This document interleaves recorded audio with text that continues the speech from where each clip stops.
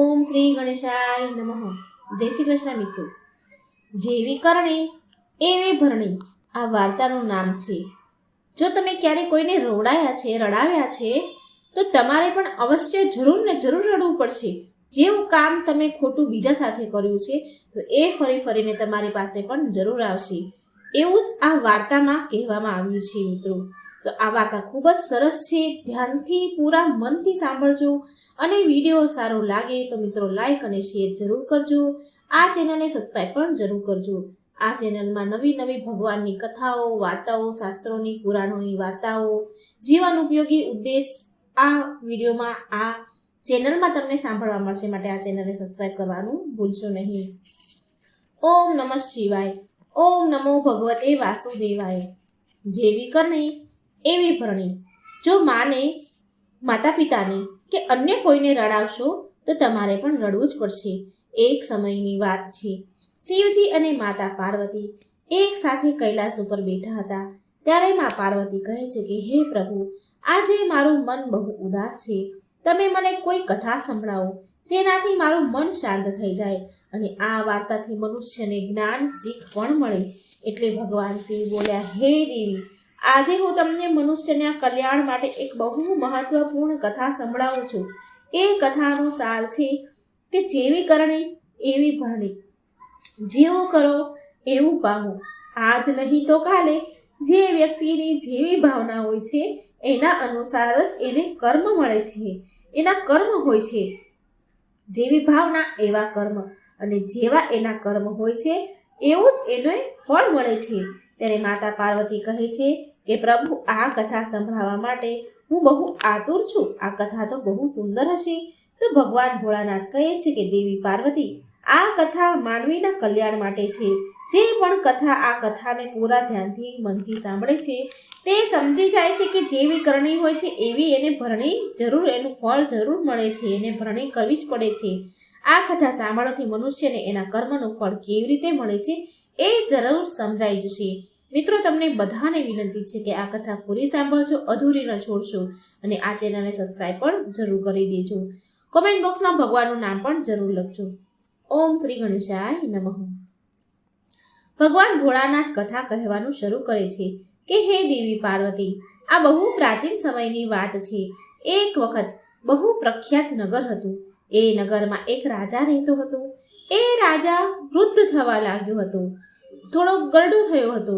તે રાજાની જે રાણીઓ હતી તે તેની ઉપેક્ષા કરવા લાગી. વૃદ્ધ થયા, વાળ સફેદ થવા લાગ્યા, શરીર પર કરટલીઓ પડી, એટલે એમની રાણીઓ ઉપેક્ષા કરવા લાગી. તો રાજા રાણીઓની ઉપેક્ષાને સહન ન કરી શકતા અને તે ચિંતામાં રહેવા લાગ્યા. એક દિવસ તેણે તેના વૈદ્યને બોલાવ્યો અને વૈદ્યને કહ્યું કે હે વૈદ્યરાજ, શું તમે એવી કોઈ દવા તૈયાર કરી શકો છો જેનાથી મારી ગયેલી જવાની મને પાછી મળી જાય? તમે મારી જુવાની પાછી લાવી શકો?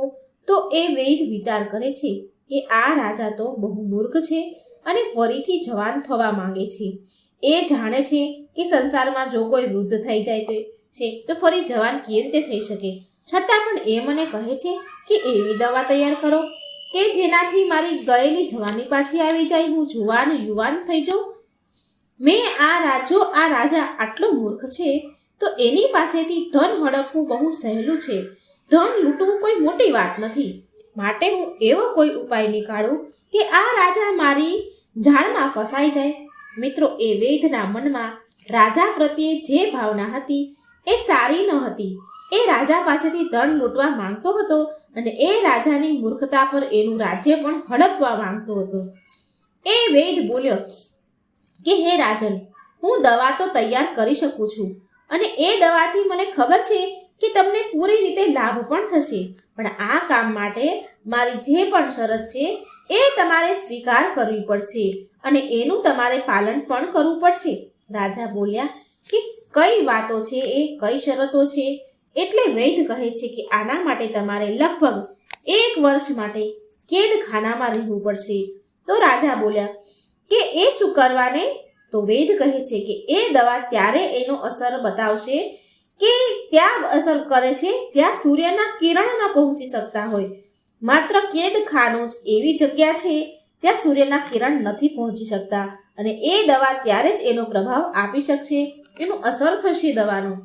વૈદ કહે છે, જો તમારે જવાન થવું છે અને ગડબડથી છુટકારો મેળવવા માંગો છો તો આ ત્યાગ તો તમારે કરવો જ પડશે. વૈદની વાત સાંભળીને રાજા બોલ્યા, ઠીક છે વૈદરાજ, સારું, હું મારા માટે એક તહેખાનું બનાવવાનો આદેશ આપું છું.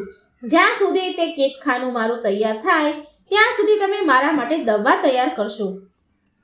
રાજાની વાત સાંભળીને વૈદ બોલ્યા કે તમે કેદખાનું તો તૈયાર કરાવશો, પણ મારી એક બીજી પણ શરત છે, એ પણ તમારે માનવી પડશે. એ કેદખાનામાં તમારે એકલાને જ રહેવું પડશે, અને તમારા સેવક જે પણ તમારા સુધી ભોજન પહોંચાડશે એ માત્ર કેદખાનાના દરવાજે જ મૂકીને પાછા આવતા રહેશે. જો તમને આ બધી વાત મંજૂર હોય તો જ હું દવા તૈયાર કરું. રાજાએ વૈદની વાત સાંભળીને પૂરી રીતે તૈયાર થઈ ગયા, અને મનમાં ને મનમાં રાજા તો બહુ ખુશ થઈ રહ્યા હતા કે મારી જે ગયેલી જવાની છે એ પાછી આવી જશે, હું જુવાન થઈ જઈશ. અને વૈદ મનમાં વિચાર કરી રહ્યો હતો કે આ રાજો એટલો બધો મૂર્ખ છે કે હું એની પાસેથી પુષ્કળ ધન હડપી લઈશ અને પછી એના રાજ્ય પર મારું શાસન જમાવી લઈશ. કેમ કે રાજા મારા કહેવા પ્રમાણે કેદખાનામાં જતો રહેશે તો રાજ્યનું જે પણ કાર્ય છે એ મારા હિસાબથી ચાલશે. આમ વિચારીને રાજાને કેદખાનામાં પહોંચાડી દીધા અને એનો ઉપચાર કરાવવાનો ઢોંગ કરવા લાગ્યો. એણે રાજાને કહ્યું કે હે રાજન, હવે થોડા જ દિવસ પછી તમારી વૃદ્ધ અવસ્થા દૂર થઈ જશે અને તમારા સ્વાસ્થ્ય પર બહુ મોટો પ્રભાવ પડશે. જે તમારા ચહેરા પર કરસલીઓ છે, ચામડી લબડી ગઈ છે, એ બધું જ સારું થઈ જશે. તમારું શરીર બળવાન અને જુવાન થઈ જશે. તમારી રાણીઓ જ્યારે તમને જોશે તો તમને જોઈને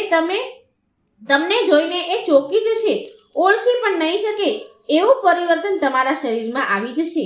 ભગવાન શિવ કહે છે કે હે પાર્વતી દેવી, એ વૈદ એવી રીતે ચાલ્યો કે માનો કે એ સ્વયં ભગવાન હોય.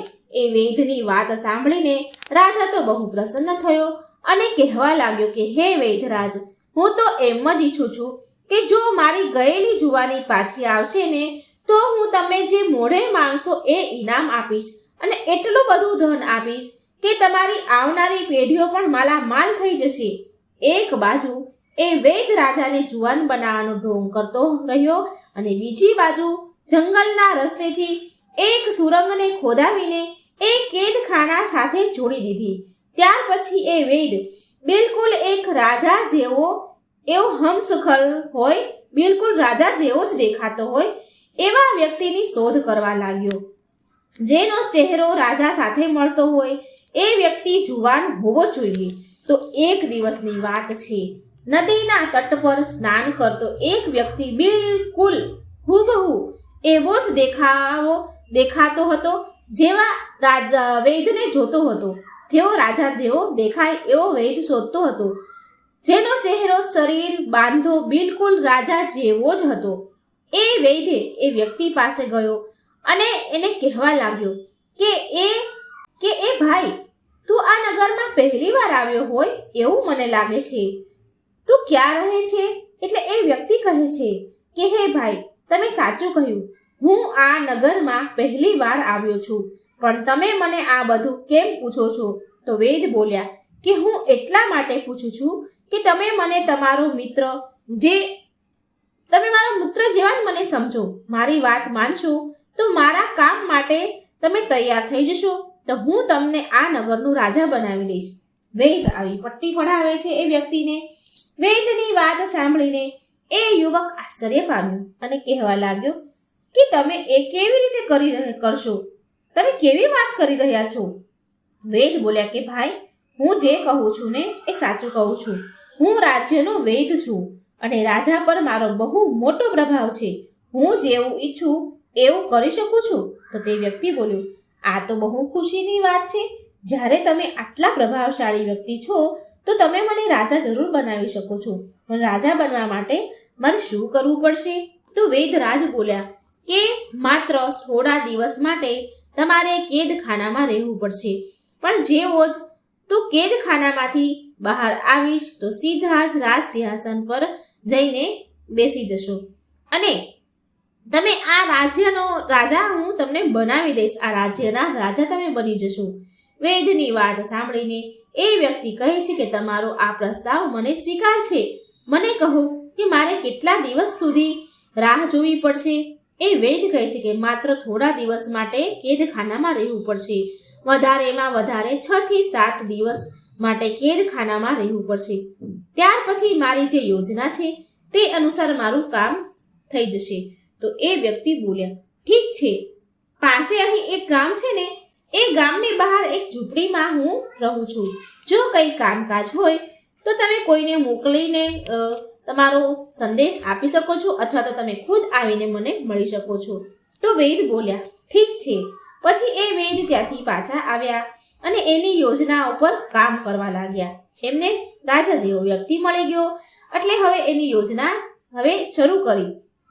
એક રાતની વાત છે કે જે વૃદ્ધ રાજા હતા તેના ખાવામાં ઝેર ભેળવી દીધું, અને ઝેર ખાવાના કારણે, એ ભોજન ખાવાના કારણે એ રાજાનું મૃત્યુ થઈ ગયું. પછી એ વૈદ રાજાની લાશ લઈને કંધા ઉપર એટલે કે ખંભા ઉપર ઉપાડીને સુરંગના રસ્તેથી બહાર નીકળી ગયો, અને જંગલમાં જઈને એક મોટો કૂવો હતો, એમાં એ વૃદ્ધ રાજાની લાશ ફેંકી દીધી. અને પછી એ જ સુરંગના રસ્તે પેલા વ્યક્તિને, જે રાજા જેવો દેખાતો હતો, તેને લઈ આવ્યો કેદખાનામાં. અને વૈદ કહે છે કે અહીં તમે થોડા સમય માટે રહો, અહીં તમને થોડા સમય માટે તકલીફ ઉઠાવવી પડશે. જેવી તમારી દાઢી મૂછો મોટી થઈ જશે અને તમે રાજા જેવા દેખાવા લાગશો, ત્યારે હું તમને આ કેદખાનામાંથી બહાર નીકાળીને સીધા રાજભવનમાં પહોંચાડી દઈશ. અને તમે એવી રીતે વર્તન કરજો અને રહેજો કે જેમ કે વૃદ્ધ અવસ્થાથી છુટકારો મેળવ્યો હોય અને નવી જવાની મળી હોય. એ વ્યક્તિ બોલ્યો કે જો મને કોઈએ ઓળખી લીધો તો શું થશે? પછી ભગવાન શિવ માતા પાર્વતીને કહે છે કે દેવી, એ વૈદ બહુ ચાલાક હતો. એ વૈદ બોલ્યો કે તમે એની ચિંતા ન કરો, એ બધું જ મારા ઉપર છોડી દો. જે પણ થશે એ હું બધું જ સંભાળી લઈશ. તમારે માત્ર એટલું જ કરવાનું છે કે જે હું તમને જેવું પણ કરવાનું કહું તે અનુસાર તમારે બધું કરવાનું છે, તે રીતે ચાલવાનું છે. તો એ વ્યક્તિ કહે છે કે સારું, જેવું તમે કહો છો એવું જ હું કરીશ. ત્યાર પછી એ વૈદ ત્યાંથી નીકળીને રાજ દરબારમાં પહોંચ્યા.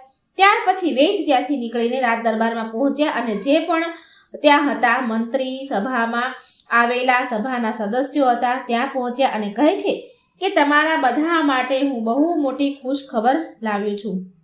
મારી દવાએ મહારાજ પર એવો અસર કર્યો છે કે મહારાજ ફરી જવાન થઈ ગયા છે. કાલે એ મહેલમાં આવશે અને તમે લોકો એના સ્વાગત માટે તૈયાર રહેજો. આ વૈદે થોડા સમય પછી જ્યારે એ રાજા જેવા વ્યક્તિને મૂછ, દાઢી, એનો બાંધો સરખો થઈ ગયો, ત્યારે આ ખબર એને જાહેર દરબારમાં જઈને આપી કે કાલે હું રાજાને લઈને આવીશ, તમે એના માટે સ્વાગત માટે તૈયાર રહેજો. પછી ત્યાંના મંત્રીઓ કહેવા લાગ્યા કે અમે અમારા રાજાના નવા રૂપનું ધામધૂમથી સ્વાગત કરીશું.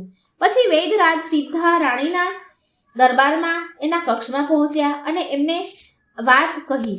તેમની બંને રાણીઓને કહ્યું કે તમારા રાજા જુવાન થઈ ગયા છે. આ વાત સાંભળીને તેની બંને રાણીઓ પ્રસન્ન થઈ ગઈ અને રાણીઓ વૈદને બહુ બધું ધન આપે છે. યોજના અનુસાર બધું બરાબર ચાલી રહ્યું છે.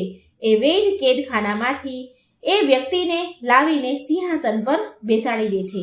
પછી એ રાજાને બધી જ રાણીઓ અને મંત્રીઓને જોઈને બધા જ હેરાન થઈ ગયા. વૃદ્ધમાંથી રાજા જુવાન થયો એટલે કોણ હેરાન ન થાય? બધા જ મંત્રીઓ, રાજામાં બધા સદસ્યો, રાણીઓ બધા જ હેરાન થઈ ગયા, કારણ કે એ રાજા એકદમ યુવાન પુરુષ દેખાવા લાગ્યા હતા. અને રાજાની બંને રાણી અને મંત્રીઓ એ વાતથી સહેમત પણ થઈ ગયા હતા કે એ જ રાજા છે. આટલું જ નહીં, પણ એ વૈદ તો રાજા બનેલા યુવકને એ પણ કહે છે કે રાજન, તમારું જે જૂનું નામ હતું એ તમે બદલી નાખો, કેમ કે હવે તો તમારું શરીર પણ નવું થઈ ગયું છે, માટે નામ પણ નવું જ હોવું જોઈએ. તો એ પ્રમાણે તમે નામ બદલી નાખો. એટલે એ રાજા બનેલ વ્યક્તિ બોલે છે કે વૈદરાજ, તમારાથી સારું નામ બીજું કોણ રાખી શકે મારું? જો તમે મને વૃદ્ધમાંથી જવાન બનાવી દીધો છે તો તમે જ મારું નામ વિચારી લો, મારું નામ રાખી દો. પછી એ વૈદ્ય જે પણ રામ રાજાનું રાખ્યું એ બધાને જ પસંદ આવ્યું અને બધાએ એની પ્રશંસા કરી વૈદ્યની. અને હવે નવા નામથી એ રાજા પ્રખ્યાત થયો. એ નામથી મહેલમાં રાજાનો જય જયકાર થવા લાગ્યો. થોડા દિવસ તો રાજા અને એ વૈદ્ય હતા એ એકબીજાના ઈશારા પર કામ કરતા રહ્યા. પરિસ્થિતિ એના અનુકૂળ થઈ ગઈ. જ્યારે બધું જ સામાન્ય થઈ ગયું તો એ નવા રાજાએ વૈદ્યની ઉપેક્ષા કરવાનું શરૂ કરી દીધું. આ જોઈને વૈદ્યને બહુ દુઃખ થયું. એક દિવસ વૈદ્ય નવા રાજાને કહે છે કે હે રાજન, તમે રાજા બનતા સિંહાસન મેળવતા જ મારી ઉપેક્ષા કરવાનું તમે શરૂ કરી દીધું. શું તમને યાદ છે કે શું વચન તમે મને આપ્યું હતું? તો એ રાજા કહે છે, નવો જે રાજા બન્યો છે એ કહેવા લાગ્યો કે કેવું વચન? કઈ વચનની વાત કરી રહ્યા છો તમે? તો વૈદ્ય બોલ્યા કે હું એ વચનની વાત કરી રહ્યો છું જે વચન તમે મને આપ્યું હતું કે તમે ભવિષ્યમાં રાજપાટ મારા આદેશ પ્રમાણે ચલાવશો. જેમ હું કહીશ એવી રીતે તમે કામ કરશો. પણ તમે તો મને કંઈ પૂછતા જ નથી. રાજકાર્યમાં તો તમે મંત્રીઓની સલાહ સૂચન કરીને ચલાવો છો. પછી એ નવા રાજા કહે છે કે તમે વૈદ્ય રાજ છો, મંત્રી નથી, માટે તમારી સલાહ લેવી એ મારા માટે જરૂરી નથી. આ વાત સાંભળીને વૈદ્ય તો ક્રોધે ભરાયો અને ચેતવણી આપતા કહેવા લાગ્યો કે હે રાજન, તમે એ ભૂલી ગયા કે આ રાજ સિંહાસન પર મેં તમને પ્રાણ પ્રતિષ્ઠિત કર્યા છે. આ સિંહાસન પર મેં તમને બેસાડ્યા છે. મારી મહેનતના કારણે તમે આજે આ રાજ્યના રાજા બન્યા છો. વૈદ્ય તો બહુ બોલે. પછી સિંહાસન પર બેઠેલ એ નવા રાજાએ કહ્યું કે તમે ખોટું બોલી રહ્યા છો. તમે ખોટું બોલો છો કે તમે મને વૈદ્ય થઈને રાજ સિંહાસન બેસાડવા વાળા કોણ છો? આ રાજ સિંહાસન મેં મારા પૂર્વજન્મના કર્મોથી મેળવ્યું છે. મેં સારા કર્મ કર્યા, તપસ્યા કરી, ત્યાગ કર્યો અને એનું પ્રમાણ છે કે આજે હું રાજા બન્યો છું. આ સિંહાસન મારા પૂર્વજન્મના તપના કારણે મારા ત્યાગના ફળ સ્વરૂપે મળ્યું છે. વૈદ્યરાજ, તમે કેવી વાત કરી? તે રાજા બોલે છે. એટલે વૈદ્યરાજ, સમય આવા દો, બધું જ ખબર પડી જશે. એનું પ્રમાણ પણ તમને મળી જશે કે મેં કેવી રીતે મારા પૂર્વજન્મના કર્મો અનુસાર આ રાજ્યનું સિંહાસન મેળવ્યું છે. નવો રાજા તો વૈદ્યને ખૂબ બોલે છે. રાજાની વાત સાંભળીને એ વૈદ્ય ત્યાંથી ચાલ્યો ગયો. મનમાં બડબડતો ગયો. મનમાં રાજાને કોસવા લાગ્યો કે કેવો દગાબાજ વ્યક્તિ છે કે જે કહે છે કે મારા પૂર્વજન્મના તપથી મને આ બધું સિંહાસન મળ્યું છે, હું રાજા બન્યો છું. સમય આવવા દે, દગાખોર રાજા, હું જોઉં છું કે કેવી રીતે તારા તપના કારણે તને આ સિંહાસન મળ્યું છે. હવે આમ ધીરે ધીરે સમય વીતતો ગયો. એક દિવસ રાજા વિહાર કરવા નીકળ્યા. એના મંત્રી અને વૈદ્ય સાથે નદી કિનારે પહોંચ્યા. તે નદીમાં તેણે જોયું, વહેતા જળમાં એણે 5 ફૂલ કમળના જોયા. પછી નવા રાજાએ આદેશ આપીને એ 5 ફૂલને નદીમાંથી બહાર કઢાવ્યા. પછી તેને ધ્યાનથી જોયા અને કહેવા લાગ્યા કે આ આશ્ચર્યની વાત છે. આશ્ચર્ય છે કે આ કમળના ફૂલ સોનાના લાગે છે. મેં મારા જીવનમાં ક્યારેય આવા સોનાના ફૂલ કમળના નથી જોયા. રાજાના મંત્રીઓ પણ રાજાની સહમતિ આપતા કહે છે કે મેં પણ મહારાજ આવા ફૂલ પહેલી વાર જોયા છે. જુઓ તો ખરા, આમાંથી કેવા સુંદર પીળી કિરણો નીકળી રહી છે. મંત્રીએ કહ્યું કે આ ફૂલને તો તમારે તમારા સરોવરમાં લગાવવા જોઈએ. મહારાજ, રાજાએ વૈદ્ય તરફ ઈશારો કરતા કહ્યું કે વૈદ્યરાજ, તમે તો વનસ્પતિ શાસ્ત્રના બહુ સારા જાણકાર છો. બહુ બધી જડીબુટ્ટીઓને તમે શોધો છો અને જોઈને જ ઓળખી જાઓ છો કે આ કઈ જડીબુટ્ટી છે. તમે જઈને એ જગ્યાની ખબર કરો કે જ્યાંથી આ ફૂલ વહેતા નદીમાં આવ્યા છે. એનું ઉદ્ગમ સ્થાન જો કે ક્યાંથી આવા ફૂલ ઉગે છે, અને બની શકે ને તો આ ફૂલના બીજ પણ થોડા લેતા આવજો. હું આ ફૂલને મારા સરોવરમાં લગાવવા માંગુ છું. જો કોઈ બીજું હોત ને, હવે વૈદ્ય મનમાં બોલે છે, જો કોઈ બીજું હોત ને તો રાજાની પાસે કોઈ ન હોત ને, કે કોઈ મંત્રી કે કોઈ ન હોત ને, તો એ વૈદ્ય જવાની ચોખ્ખી જ ના પાડી દેત. પણ રાજા પાસે એટલા મંત્રીઓની હાજરીમાં વૈદ્ય કંઈ બોલી ન શકી. કેવી રીતે ના પાડી શકે? જો તે ના પાડે તો તેની યોગ્યતા પર સવાલ ઊભા થાય અને તેની હસી ઉડાવે. રાજાની વાત ન માનવાની સજા મળે. માટે આમ વિચારીને એ વેદ જવા માટે તૈયાર થઈ ગયો. નદીના વહેણની જે દિશામાંથી પાણી આવતું હોય એની વિરુદ્ધ દિશામાં એ વેદ ચાલતો ચાલતો એ નદીના ઉદ્ગમ સ્થાન પર પહોંચ્યો, જ્યાં તેણે એક એવું મંદિર જોયું જે ખારમાં તૂટી પડી ગયું હતું. એ મંદિરના મોટો ભાગ તૂટી ગયો હતો. માત્ર એક જગ્યા નાના રૂમ જેવી હતી તે સારી બચી હતી, જેમાં ભગવાન શિવની મૂર્તિ હતી.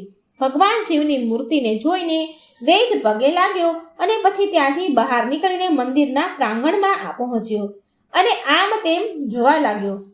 ત્યારે તેની નજર એક વડના ઝાડ ઉપર પડી.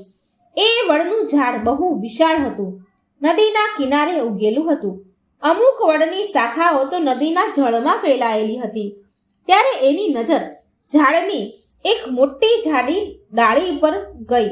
ત્યાં માણસનું એક હાડપિંજર લટકતું હતું. માથું નીચે તરફ અને પગ ઉપરની તરફ એવી રીતે હતું. પછી એ વેદ એ હાડપિંજર પાસે ગયો અને વિચારવા લાગ્યો કે આ કોનું હાડપિંજર હશે? આ ઊંધું કેમ લટક્યું છે? શું આના ઊંધા લટકવા પાછળ કઈ રહસ્ય હશે? કેમ અહીંયા આવી રીતે લટકેલું છે? શું આમાં કોઈ રહસ્ય છુપાયું છે? વેદ રાજા તો આમ વિચાર કરે છે. તેટલામાં વાતાવરણ અચાનક બદલાઈ ગયું અને આકાશમાં કાળા કાળા વાદળો છવાઈ ગયા. હવા તેજ થવા લાગી અને જોરમાં વરસાદ શરૂ થયો. વરસાદથી બચવા માટે વેદ તે વડના ઝાડ નીચે ચાલ્યા ગયો અને પાછા તે હાડપિંજરને જોવા લાગ્યો. અને વરસાદનું પાણી તે હાડપિંજર પર પડતું હતું અને એ હાડપિંજરમાંથી પાણી જમીન પર પડતું હતું અને જમીન પર એ પાણી પડતાની સાથે જ એ કમળનું ફૂલ બની જતું હતું, સોનાનું. આ જોઈને તે વેદ બહુ આશ્ચર્ય પામ્યો, ચોંકી ગયો. જ્યારે વરસાદ બંધ થયો તો વેદ તે હાડપિંજરને અડવાની કોશિશ કરે છે તો અચાનક તે હાડપિંજર ઝાડની ડાળીથી અલગ થઈને નદીમાં પડી જાય છે, જળમાં વહી જાય છે, ડૂબી જાય છે. આ બધું જોઈ વેદ પાછો મહેલમાં નવા રાજા પાસે આવ્યો અને જે પણ ઘટના બની તેની સાથે જે પણ ઘટના એ બધી જ આ નવા રાજાને જણાવી દીધી.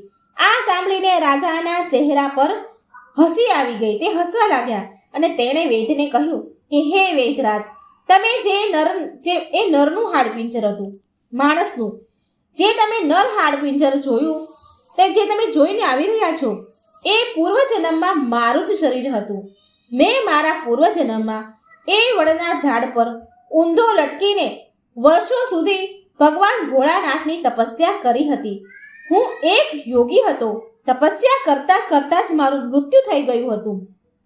વર્ષો સુધી ઊંધા લટકવાના કારણે મારું શરીર સુકાઈ ગયું હતું અને મારું શરીર હાડપિંજર બની ગયું અને હવે એ હાડપિંજર પણ નથી રહ્યું, પાણીમાં વહી ગયું. સારું થયું કે મારા પૂર્વજન્મના શરીરને પણ મુક્તિ મળી ગઈ. રાજાની એ વાત સાંભળીને વેદ કહે છે કે મને હજી પણ તમારી પાસે એક શિકાયત છે કે મેં જે કોશિશ કરી તમારી માટે, મેં જે તમને રાજા બનાવ્યા, મેં મહેનત કરી, એના કારણે તમે રાજા બન્યા છો અને છતાં પણ તમે મારી ઉપેક્ષા કરી રહ્યા છો.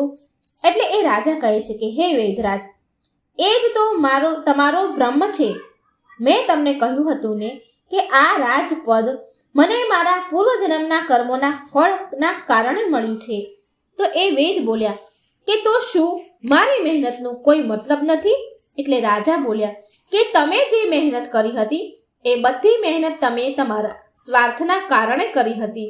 તમારી ઘણી વાતો હું જાણી ગયો છું. તમે આગળના જે રાજા હતા, અસલ રાજા, તમે તેનું મારી નાખ્યા છે. એ બધી જ વાત હું જાણું છું, જેના કારણે હું તમને શોળી પર પણ લટકાવી શકું છું. પણ હું એવું નહીં કરું, કારણ કે તમે મારી સાથે જે પણ કર્યું છે, અન્ય સાથે જે કંઈ કર્યું છે, એનું ફળ તો તમને ઈશ્વર જ આપશે. આ સાંભળીને વેદરાજ ભયથી થર ધ્રુજવા લાગ્યા. રાજાએ એને ધ્રુજતા જોયો તો રાજા કહે છે કે ડરવાની કોઈ વાત નથી વેદરાજ, વિશ્વાસ રાખો મારા પર. હું તમને શોળી પર ચડાવવાનો આદેશ નહીં આપું, કેમ કે હું જાણું છું કે જન્મ, મરણ, લાભ, હાનિ આ બધું જ ભગવાનની ઈચ્છાથી થાય છે. હું મારા પૂર્વજન્મના કર્મના ફળ અનુસાર હું આ જન્મમાં રાજા બનીને ભોગવી રહ્યો છું. તમે તમારા કર્મોનું ફળ આગલા જન્મમાં ભોગવજો. બની શકે કે આ જન્મમાં પણ તમને તમારા કુકર્મના ફળ ભોગવવા પડે. હવે જાઓ અને એ દિવસની વાટ જુઓ, તમારા કર્મોના ફળ પાછા ફરીને તમને ક્યારે મળે છે. પછી ભગવાન શિવ માં પાર્વતીને કહે છે કે દેવી પાર્વતી, એ રાજાની વાત સાંભળીને વેદ બહુ ઉદાસ થઈ ગયો અને ત્યાંથી ચાલ્યો ગયો અને તેના ઘેર જઈને પલંગમાં સૂઈ ગયો.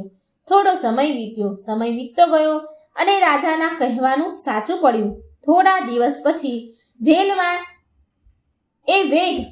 જંગલમાં એ વેદ જડીબુટ્ટી શોધવા માટે ગયો. સંજોગવશ વેદ એ કૂવા પાસે પહોંચ્યો, જ્યાં તેણે એ વૃદ્ધ રાજાની લાશને કૂવામાં ફેંકી હતી. એ કૂવામાં એક એવું ઝાડ વેલા ઉગી નીકળ્યા હતા, જેની ડાળીઓ કૂવાની બહાર સુધી ફેલાયેલી હતી અને એ ડાળીઓમાં બહુ સુંદર પીળા રંગના ફૂલો ઉગ્યા હતા. વેદ એ ફૂલોને જોઈને મંત્રમુગ્ધ થઈ ગયો. એટલા સુંદર ફૂલ, અને એને તોડવા માટે પોતાને રોકી ન શક્યો. એટલે એ કૂવા પાસે જેવો જ એ ફૂલ તોડવા માટે જાય છે, પહોંચ્યો અને નીચે કૂવામાં થોડો નીચે નમીને ડાળીમાંથી ફૂલ તોડવા ગયો તો એકાએક તેનો પગ લપસ્યો અને અચાનક એ જ કૂવામાં જઈને એ પડી ગયો. વૈદ્ય સહાયતા માટે બહુ બૂમો પાડી, પણ એ સુમસામ ઘનઘોર જંગલ હતું, તો એનો અવાજ કોઈએ સાંભળ્યો નહીં. ત્યાં કોઈ હતું જ નહીં. એને બચાવવા માટે કોઈ ન આવ્યું અને પરિણામ સ્વરૂપ એ વેદ ભૂખ્યો તરસ્યો બૂમો પાડતો એ કૂવામાં તડપીને મરી ગયું. મિત્રો, આગળ શિવજી કહે છે કે હે દેવી પાર્વતી, મનુષ્યએ એના સારા ખોટા કર્મના ફળ એક મનુષ્યને ભોગવવા જ પડે છે. એકને એક દિવસ જરૂર ભોગવવા પડે છે. માટે બધા જ વ્યક્તિને તેના જીવનમાં સારા કર્મ જ કરવા જોઈએ. ન કોઈની સાથે ખોટું કરવું કે ન કોઈનું ખરાબ વિચારવું જોઈએ. ન કોઈને પીડા આપવી જોઈએ. મનુષ્ય સાચો બનીને રહે ત્યારે એની જીત થાય છે. સત્કર્મ કરવા જોઈએ. સત્કર્મ કરવાના કારણે યશ કીર્તિ સત્કર્મ કરવાથી જ પ્રાપ્ત થાય છે અને સદાચારથી જ પ્રાપ્ત થાય છે. આ જ મનુષ્યનું સાચું અને સારું જીવન હોય છે. બધા જ વ્યક્તિને આ જ રસ્તા પર ચાલવું જોઈએ. તો મિત્રો, તમે સાંભળ્યું ને કે જેવી કરણી એવી ભરણી. આ વાર્તામાંથી તમને ઘણું બધું સમજવા મળ્યું છે. મિત્રો, વિડીયો સારો લાગે તો લાઈક શેર કરજો અને આ ચેનલને સબસ્ક્રાઈબ જરૂર કરજો. જય શ્રી કૃષ્ણ. રાધે રાધે. Thank you.